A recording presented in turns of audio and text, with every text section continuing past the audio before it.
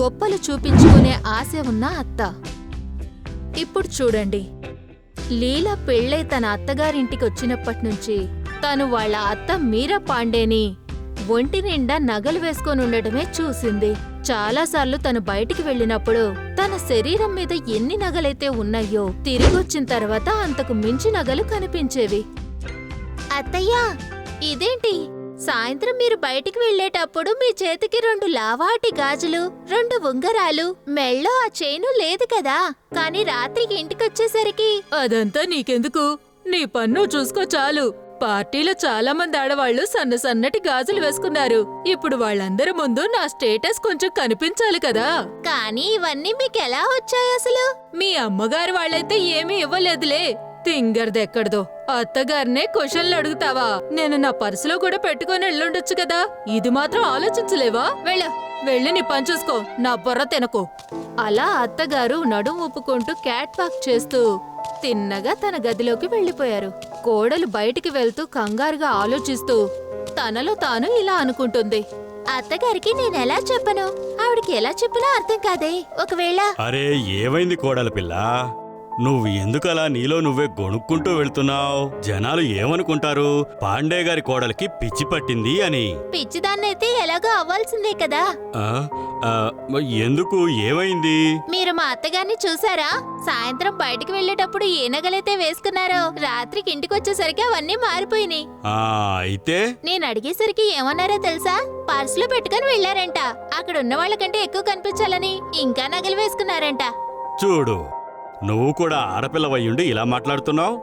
అరే, ఆడవాళ్లు పర్సులో డబ్బులు కాకుండా ఏవేం పెట్టుకుంటారో అందరికీ తెలిసిందే కదా. ఇందులో సమస్య ఉంది కోడల పిల్ల. ఇంత రాత్రిపూట బంగారం వేసుకొని తిరుగుతూ ఉంటే ఏదైనా జరిగితే ఏం చేయగలం? అరే, అలా ఏమీ జరగదు. అసలు అలాంటి ఆలోచనలు మన కాలనీలో ఎవ్వరు కూడా చెయ్యరు. విచిత్రంగా ఉంది. మీరు కూడా అత్తయ్యలాగే మాట్లాడుతున్నారు తాతయ్య గారు. అరే, కాలనీలో కాదు, కాలనీ బయట అలాగే ఇంట్లో లేనప్పుడు జరిగితే మీకు కూడా వయసు అయిపోయింది. అందుకే మీకు కూడా ఏం అర్థం కావడం లేదు. కోడలు బయట తాతగారికి, ఇంట్లో తన భర్తకి చెప్పినప్పటికీ ఎలాంటి ఉపయోగం లేదు.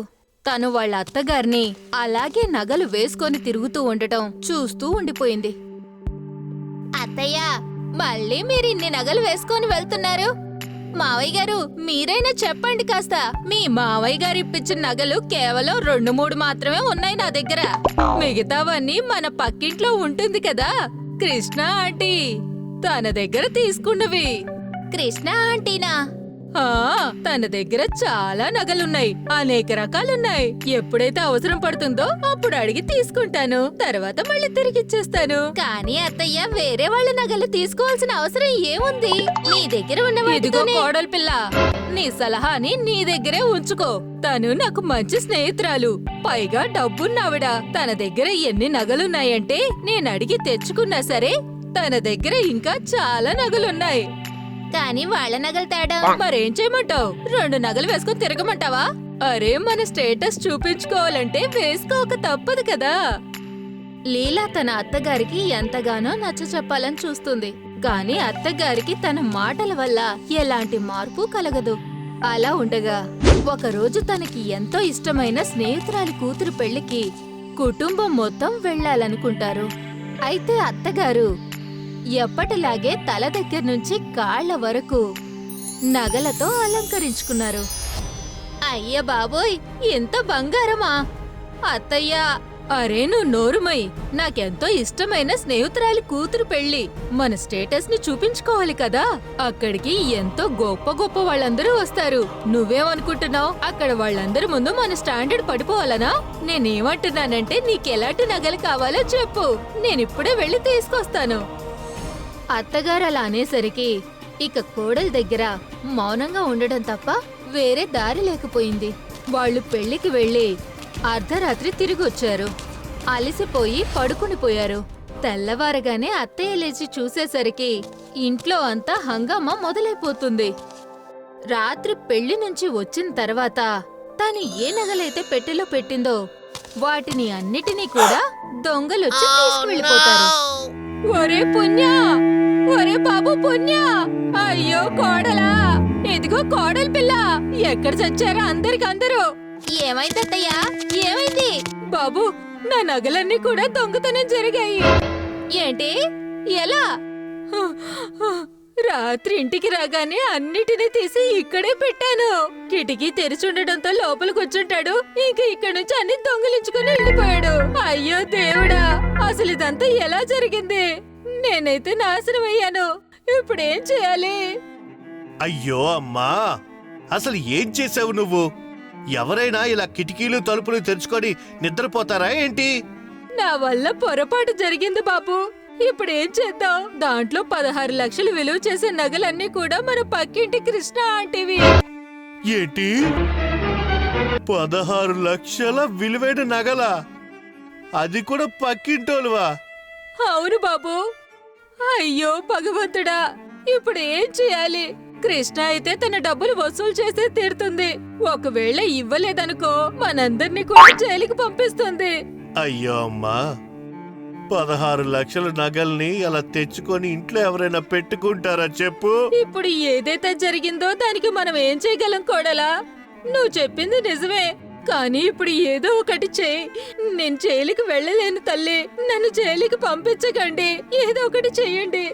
ఆ ఆ, ఆ, ఆ, సరే అమ్మా, నేను చూసుకుంటా. నేను వెంటనే ఇప్పుడు పోలీసులకు ఫోన్ చేసి విషయం చెప్తా. అరే, పోలీసులకి ఫోన్ చేస్తే ఏంటి లాభం? కృష్ణకైతే తన నగలు తిరిగిచ్చేయాలి కదా. తను ముందే చెప్పింది ఈ రోజు తనకి ఏదో ఫంక్షన్ ఉందని. ఇప్పుడు నగలైనా ఇవ్వాలి లేదా డబ్బులైనా. ఇప్పటికిప్పుడు 16 లక్షలు ఎక్కడి నుంచి తేగలం? కాబట్టి నేను ఖచ్చితంగా జైలుకు వెళ్లాల్సిందే. నా దగ్గర కేవలం 2 లక్షల రూపాయల నగలు మాత్రమే ఉన్నాయి. మీరేం బాధపడకండి అత్తయ్య. నా దగ్గర 8 లక్షలు విలువ చేసే బంగారం ఉంది. అదంతా కూడా కృష్ణ ఆంటీకి ఇచ్చేద్దాం. పోలీస్ కేసు పెట్టొద్దని ఆవిడికి చెప్దాం. మిగతా డబ్బుల్ని కూడా కొంచెం కొంచెంగా ఇచ్చేద్దాము. ఆహా కోడలి పిల్ల, నువ్వెంత మంచిదానివి. నీ మాటలు ముందే వినుంటే బాగుండేది.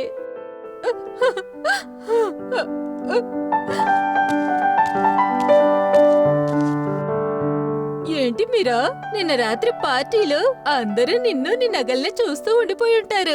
నేనెంత కష్టపడి ఆ నగల్ని సెలెక్ట్ చేశానో తెలుసా నీకు? త్వరగా ఇవ్వు, నేను కూడా ఇంకో పార్టీకి వెళ్లాల్సింది.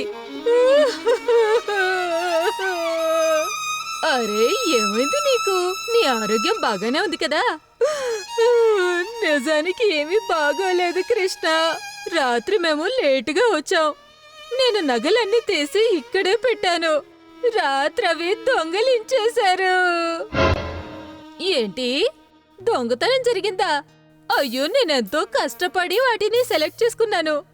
నన్ను క్షమించు కృష్ణ, దయచేసి నన్ను క్షమించు. నా వల్ల పెద్ద తప్పు జరిగింది. అవునంటీ, మీ నగలకి మొత్తం డబ్బులన్నీ ఇచ్చేస్తాం. కానీ ప్లీజ్ మీరు లీగల్ గా యాక్షన్ తీసుకోకండి. కానీ మా దగ్గర ఇప్పుడు అంత డబ్బులు లేవు. మేం కొంచెం కొంచెంగా అంతా ఇచ్చేస్తాము మీకు. కాబట్టి చెప్పండి, ఆ నగలన్నిటికీ ఎంత డబ్బులు కట్టాలి మేము? 16 లక్షలు. కానీ అంత డబ్బు ఇప్పుడు మా దగ్గర లేదు కృష్ణ. కొంచెం డబ్బులు తక్కువ పడుతున్నాయి. ఎంత తక్కువ అవుతుంది? 6 లక్షలు. అది కొంచెమా? ఇంత తక్కువలో ఎవరి దగ్గర కూడా నీ నగలు ఉండవు. నాకైతే ఏం తెలీదు. నాకైతే పూర్తి డబ్బులు కావాల్సిందే, లేదంటే మా ఆయన నన్ను చంపేస్తాడు. కానీ అంత డబ్బును మేము ఇప్పటికిప్పుడు ఎక్కడి నుంచి తేగలం? అరే, అదైతే నువ్వు నా దగ్గర నుంచి నగలు తీసుకోకముందు ఆలోచించుకోవాలి. నా కోడలు నిజం చెప్పింది. రోజు నాకు నచ్చ చెప్పాలని చూసింది, ఏదైనా జరగరాంది జరిగితే అప్పుడు అని. కానీ నేను తన మాటలు అస్సలు పట్టించుకోలేదు. పట్టించుకొనుంటే ఈ రోజు అసలు వచ్చుండేదే కాదు. అందుకే అందరూ అంటూ ఉంటారు మీరా, కొత్త జనరేషన్ మనకంటే తెలివిగా అనుభవజ్ఞులుగా ఉంటారు అని. వాళ్ళ అన్ని మాటలు వినకపోయినా కొన్ని మాటలు వినటం వల్ల మనకే చాలా మంచి జరుగుతుంది. కానీ తాతగారు, ఆ విషయం మీరు ముందు చెప్పాలి కదా.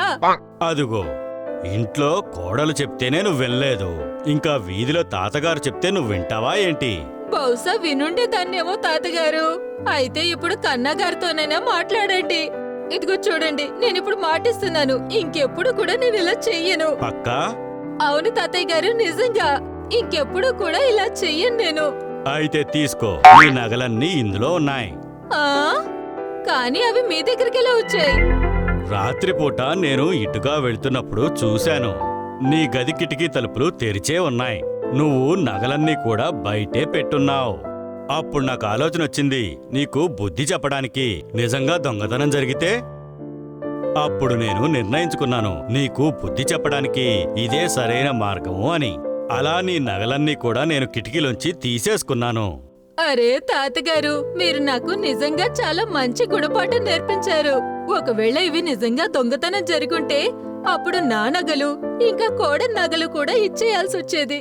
ఇంకా పైగా ఈ ధరలు పెరగటంతో అసలు కొనుక్కునేవాళ్ళమో కాదో. అందుకే గుర్తు పెట్టుకోవాలి మీరా, మన దగ్గర ఎంతైతే ఉంటుందో దాంతోనే మనం సంతోషంగా గడపాలి అని. ఒకరిని అడుక్కొని గొప్పలు చూపించుకోవాలి అనుకుంటే అప్పుడు అది మనకే పెద్ద తలనొప్పిగా మారిపోవచ్చు కూడా.